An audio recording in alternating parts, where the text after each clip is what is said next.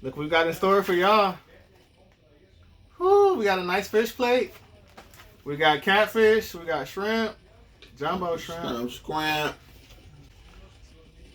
Cocktail sauce. Tartar sauce. We got everything. We ready to go.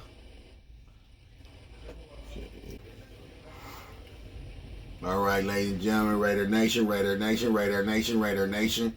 We're gonna bless the Lord real quick. We're gonna eat. We always pray before we eat. Yes, give grace. We always pray before we eat. Thank the Lord. Lord Jesus, bless this food that we're about to receive in Jesus' name. Amen. Amen. Let's do this. So, G2 decided to hook us up with some fish and shrimp. G2 came through. So I'm gonna partake in it. You know. So what's been up, young brother? How you been? Oh man, I've been good. You know, ready to talk about this Raiders. We got this mukbang going now. Okay, you know, okay. We're gonna do something That's different. what I'm talking about. Eat some shrimp. We got some shrimp. We got some catfish. Eat some shrimp. So, you know, we commented on the Raiders a little bit. Shrimp, See, you know, see what we got. Always loving it. Always enjoying it. Let me dip into that real quick. Hey, while we eating this, man, you mind if I tell a story? What we got? What we got? I remember one time, back in the days, I went to Vegas and I was hitting. I hit. So I made a lot of money, right? So I came home. I got the Raider gear freshed up.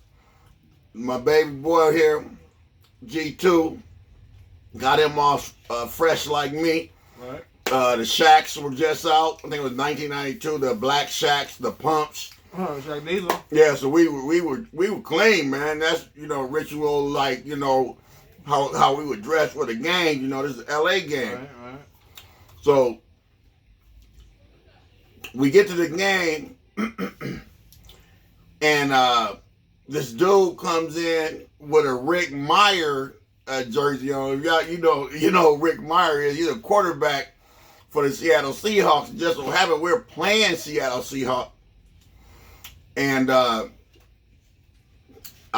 dude sat right directly next to me and my son. But when the guy came out of the tunnel, I mean, they threw like beers at him. I mean, not half or empty beers. They threw full beers at him. Oh, yeah. But they missed him. Woo. And the guy was oblivious to what's going on. But he comes and he sit directly next to me and my son. So I'm like, oh no, bro. I'm like, man, something happened to me and my son. You know, like, it's gonna happen. Right. So I'm like, nah, I can't let this happen, man. So I went over to the police officer, because back in those days they had a police officer at every tunnel. So I went to the police officer and I was like, hey, sir, this is not gonna work, man. We almost in the 300 section. They not playing, man, up here. You know, LA is color-oriented place, man. This dude up here flashing the wrong colors in the Raider section.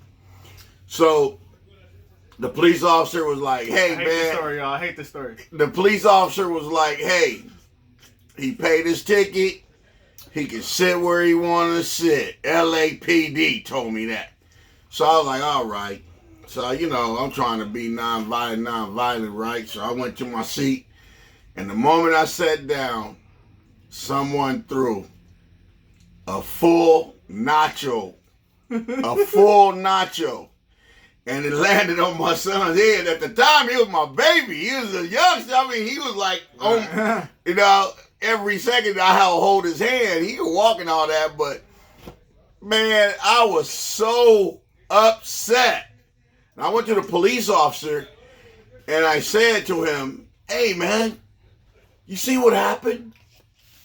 So then, after that, they took action. And if you recall, the Coliseum back in the days, they used to block off seats so we can get televised. So nacho cheese all over my head. All over him. I had to take him to the restroom and wash him off and everything. But it was all bad. Because he couldn't find a ticket. He couldn't find a ticket for their side. So the blocked off section used to have a big Raider canvas over it.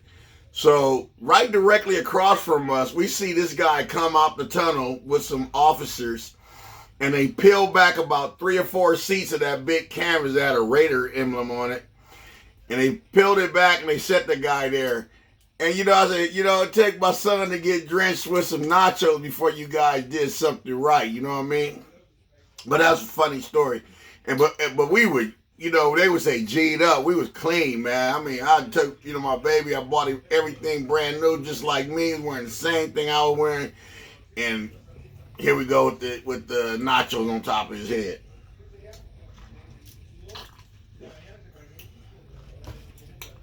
That's the story. So what's up, man? How you been, man? What you got for me today? Well, let me check what we have coming in from our viewers right now. Right. The question is, should we sign Marcus Williams? He's a strong safety, 6'1", 195 pounds, 24 years old, coming out of Utah. Last season, he had 39 tackles, 3 picks, and 7 pass breakups. What do you think about Marcus Williams? Is he available now, or is he going to be coming available? The Saints, they don't have that much money. They don't have that much cap flexibility, so they might have to let some of the good players go. So they're projecting him Marcus Williams as a casualty. Right. So, and we need help at the safety position. Yeah. So, yeah, what do you think, man? 3 picks, 7 pass breakups, 39 tackles. We need help. Well, I think, did you see the interview with Mike Mayock this week? No, I didn't. Yeah.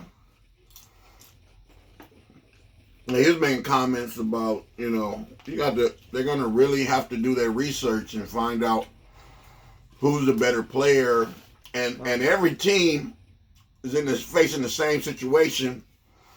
That every team is going to have to work these contracts out or re-sign these contracts to where they'll fit in a budget that's about, I think it's $25 million or more less than what they expected.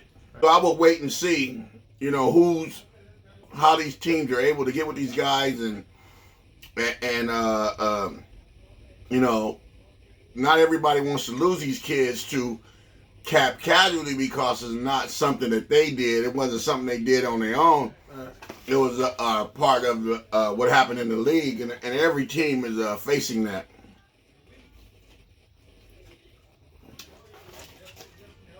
Okay.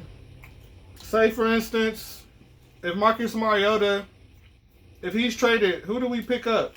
Do we pick up Alex Smith, Andy Dalton, or Ryan Fitzpatrick? Because John Gruden loves veterans. And plus, we still have Nathan Peterman. You see what I'm The Red Rifle? Yeah, like I said, that's true. John Gruden does like, but it still comes down to the point that you got to get out there and see who these guys and what they're willing to sign for, because the league, the minimum pay for a veteran is probably going to be a little bit less because everyone has to cut their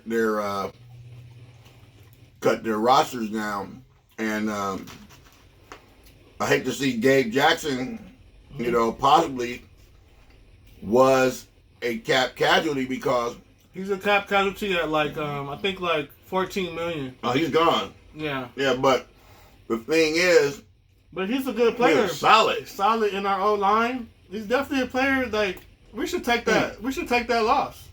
$14 million. He's good. He's worth it to me. To me, it's worth it. He's Gabe Jackson. He always been solid on the Raiders O line, and he's been a good player for us. Well, see, the thing is, he can retire a Raider. But the thing is, by him being out so often, well, these shrimps are bomb, y'all. Yeah, by him being out so often, he allowed players to display that they're capable of doing that job. Right. Now, if I got somebody who can do that job at $2 million, I'm gonna go ahead and save that money, because Derek Carr is one of the least pressured quarterbacks in the league. That means the people that were filling in for Gabe was doing a great job. So yeah, Denzel good. And I have another question. Do the Raiders re-sign Eric Harris? Our safety. Harris is getting beat. Well, last season Eric Harris had 61 tackles, 17 assists, basically 61 tackles, 17 assists. What about the interception? No picks, but he's been a veteran anchor in the back for us. Eric Harris and Jeff Heath. Yeah. And my boy? We have to re-sign at least one of those guys. Well, we gotta, like I said last week, is that we have to learn how to move on from people because production matters. If we're not getting production, you have to be able to sever that friendly relationship because if he's out there on the field and he's not getting you the production, then you got to consider letting him go. Now, he's been beat deep. Sometimes he's doing a really great job. Sometimes he disappears. So you got to consider, is there somebody out there better? Yes, sir. Yes, sir.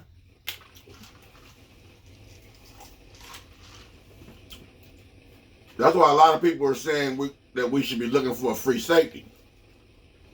Free safety, let me see what we have out there. The available free safeties right now, that the ones that we could just scoop up.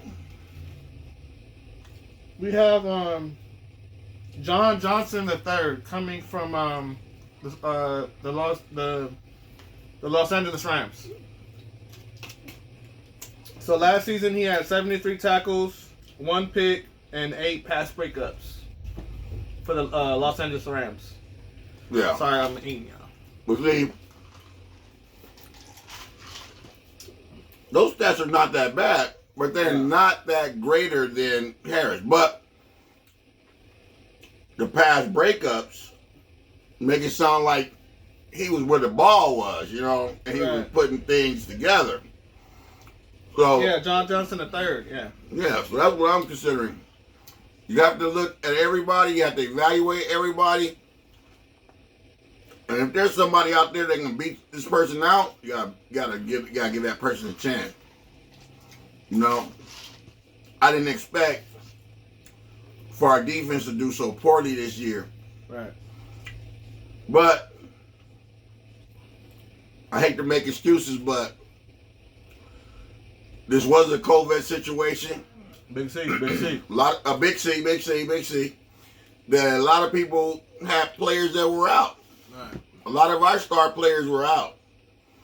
And if it wasn't a physical injury, it was the Big C that was causing the missed time. I know it's been taking a lot of players out. Yeah. Because every week in the reports, you hear this player goes down. 2 players go down. COVID. And it's like everybody's close to each other, but they still want to get out there on the field. But some players, it hurts a lot of teams. Especially if you're a starter. Yeah. Big C is taking teams out. But that monitoring they're doing with those wristbands. Yeah. Somebody gets sick, we know who you were hanging out with. That person was exposed to you. You got to keep your distance. Like, it's crazy these days. But keep your 6 feet. But that's the thing about Trent Brown is that keep your 6 they were feet. saying that he was actually taking his wristband off. Yeah, he wanted to be a rebel. Why would you do that? You putting other people at risk, So now you got a game to play. You can't be doing that. Yeah, you getting people at risk. Use your brain, dog. So that's like the big question mark over the season. I wouldn't be too harsh on anybody right now. Even though the season was bad, 8-8 is not 8-8 is not good for me. Mediocre. It's not good. It's not good. It's for me. not. We didn't make the playoffs once again. It's been 4 years since the last time we made it, I think. Or no. 2016. Yeah. It's been about 4. Derek got hurt and we lost that playoff game. So it's been a while. We gotta fight to get back to the. It's gonna be exciting what Mike Mayock and John Gruden they want to pull in the draft. The players that we have coming in the draft. Like who do you expect the Raiders picking up for like the good players like of course we need to go into the defensive route, but who do you? If there's an offensive player to sneak in there, who do you think it'll be, or you think the Raiders are just gonna draft defensively wise? Well, defense to me, when you're missing that middle linebacker, right, that alpha male that John always talk about. You know, and I was telling him about Orlando McClain. He didn't like it. Rolando McClain, he was like, don't let that no. Rolando McClain is the prototypical Raider physicalness that the Raiders love. Right. The size, the speed, the strength. Size and speed will always get the Raiders to draft somebody. Size and speed. That was, I mean, he wasn't cerebral, but he was what you look for. Sideline to sideline, in the middle, reading. Because a lot of bad decisions. I don't know what he was life decisions, but on the field, the young man could actually play. I mean, exactly. And the size, standing over the middle, that's intimidating, man. And if you reading plays good, a lot of the best pass rush come from your middle linebacker. When he sees that what's going on, he sees the play, he knows that he's not needed in the middle. He knows that it's a pass play, down the distance and all that. And your linebacker rushes. And he comes up the middle. It doesn't allow the other person to be double teamed. We play so weak when it comes to a middle linebacker play. You have to spend the money on the middle linebacker, and we've missed a long time since the Raiders had stability at linebackers. So many years we have gone into the draft. Free agency, you can't. No. We've gone in the draft knowing that we need a middle linebacker. Don't ever get one. What we refer to in the hood as a hog. That you need a hog in the middle, and that we pass these hogs. And we don't get them. And the one thing that I would like to say, they might get a linebacker. And you guys don't get angry at me, but Reggie McKenzie was a branch off of Ron Wolf, and that Raider experience, that Raider knowledge about what Raiders are looking for. Look at the Green Bay, the effect that Ron Wolf had on Green Bay. They know what to pick as far as players. If you look at the team that Reggie McKenzie had developed, it wasn't a bad team. And some of the people we were like, why did we get rid of them? Oh, okay. One second, Mr. Gordon. Go ahead. Here, argument. That's G1, sir. G1? Yes, sir. I'm G2. So we have a question coming in right now. If I want to ask y'all, the Raider Nation out there, what do y'all think we should do with Marcus Mariota? Do we keep him, cut him, or trade him? What do you think, Marcus Mariota? Because if we don't figure out what to do, we're just gonna have to release him, and then we get nothing, and then we have to just pay him.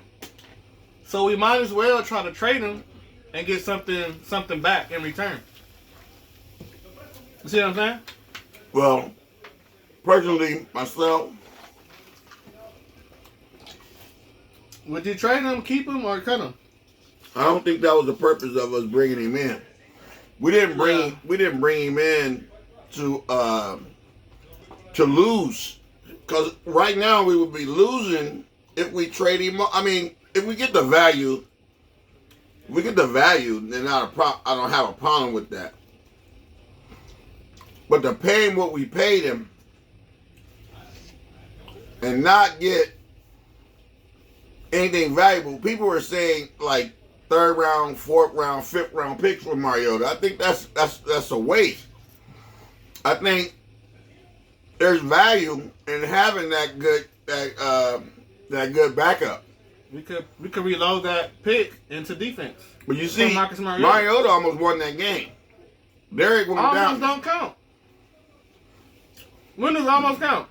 Almost doesn't count. But we're talking about the excitement and the way he played.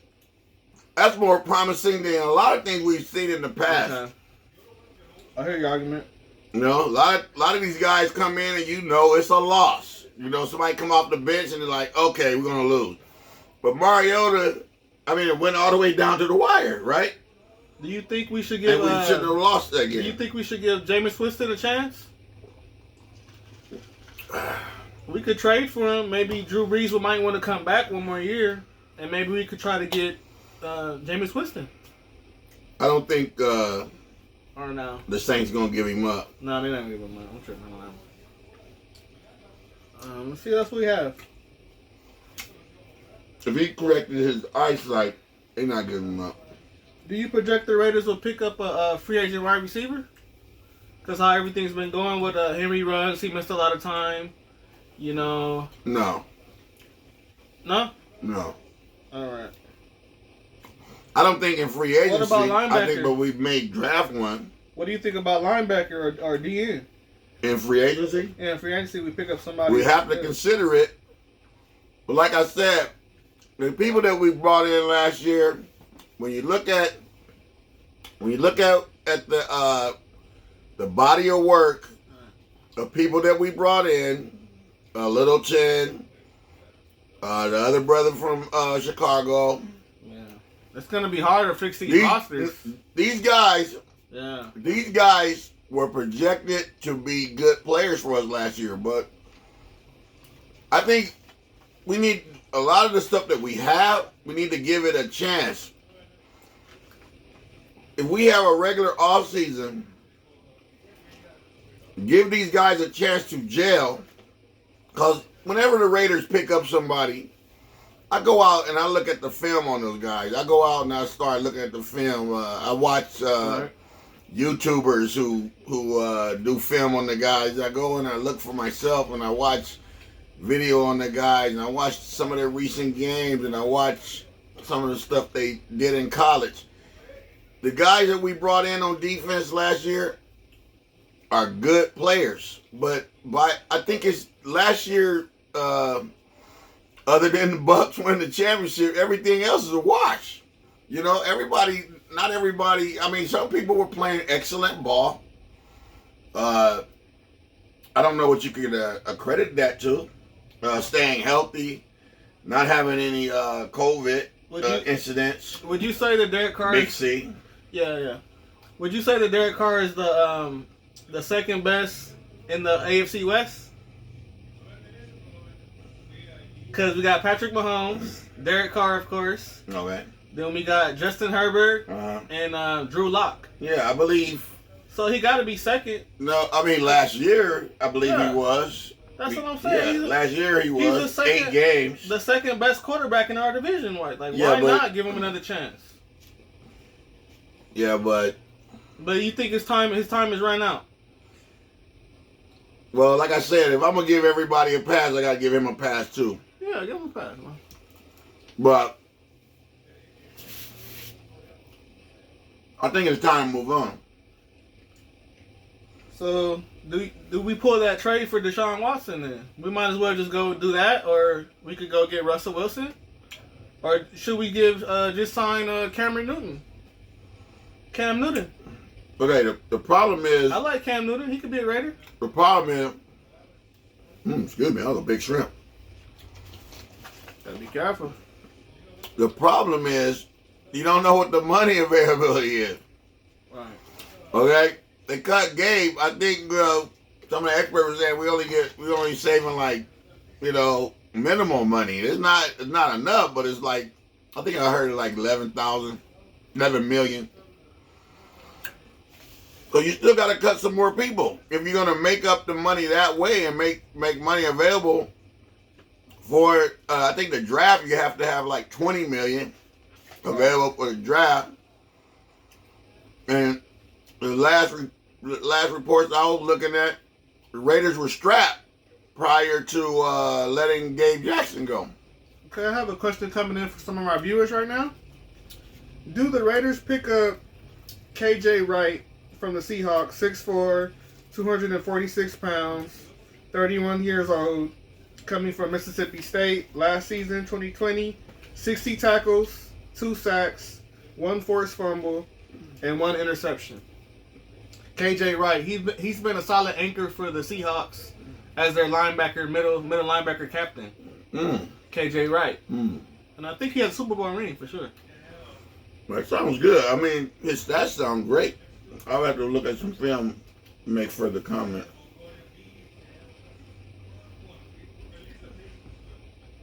That look pretty solid though. Right. Because we need to pick up we definitely used to just draft a linebacker. Because if you draft a linebacker, you know, their lifespan in the NFL was nothing but like 5 years. You might as well just get somebody new.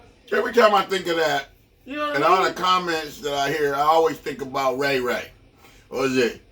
Sugar. Right? Lasted a long time in the league. And he balled out.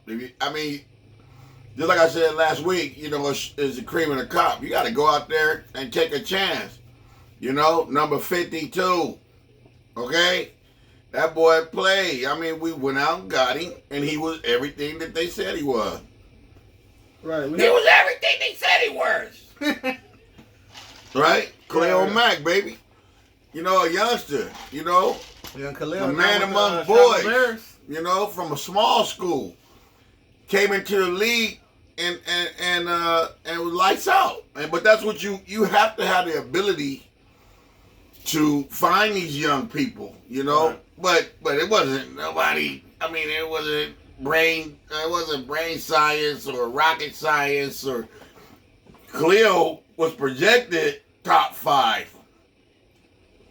Okay, he wasn't. It was either him or what? Devin White. It was 2 linebackers at that time. Mm-hmm, yeah, and one went to Chicago, and then we took Khalil Mack. It wasn't rocket science. He was projected to be that guy, and we couldn't pass up on him, and we took him, and it paid off. But did it break my heart? It broke my heart to lose Khalil Mack. But anyway, yeah. But it was definitely worth it with the return that we got from him. All the draft picks. Keelan Farrell, Hunter Renfrow and them. What? It was. Look, that 2016 the team. Raiders won that I trade. don't going to start banging the board again. But the 2016 team that we had. The Raiders won the that team that they dismantled coming in. That team that they dismantled coming in, Jared Cook and all those guys, and what's the boy, the number 28, the running back, Mari Cooper. I was so happy when they drafted Mari Cooper, and that was a team, man. That was a team. I would have built around that team instead of breaking it up. I don't understand the philosophy of Mari coaches. Cooper didn't want to be a Raider. He didn't like the organization. That's why he wanted to be a Cowboy. You want me to go there? Nah, we don't go there. You don't want me to go there? Nah. Derek Carr wasn't getting him the ball. Wasn't getting him the ball. Nah. Floating the balls out there, making the boy. Hey, I'm not gonna risk my life. We don't miss Amari Cooper at all. The Raiders did not miss Amari Cooper. No, sorry. Speak for yourself. Okay, we have another question coming in for some of our viewers right now. Do the Raiders sign Carlos Dunlap from the Seahawks, defensive end, 6'6", 285 pounds, coming from Florida, 2020 season, stats, 20 solo tackles, 6 sacks. What do you think? No, 6 sacks. You know what I think? People are sort of misled when it comes to our defensive ends. I think we have the defensive ends in the house already. You think? I think we have the defensive ends in the house. But they're not getting sacks. Like we spoke about this before. These guys need to be coached up, man. Oh, yeah. I think we have the kids in the house. I think what we're missing is a linebacker and coaching. I wouldn't go out and spend every year you got to bring in players. So you're going to bring in players. But I think Mike Mayock has done a great job. You know, he's done a good job. And I think at this point we need to trust in this system, trust in these things that are happening. You know, when people start knocking Cleveland Farrell, Okay. They had to make sure that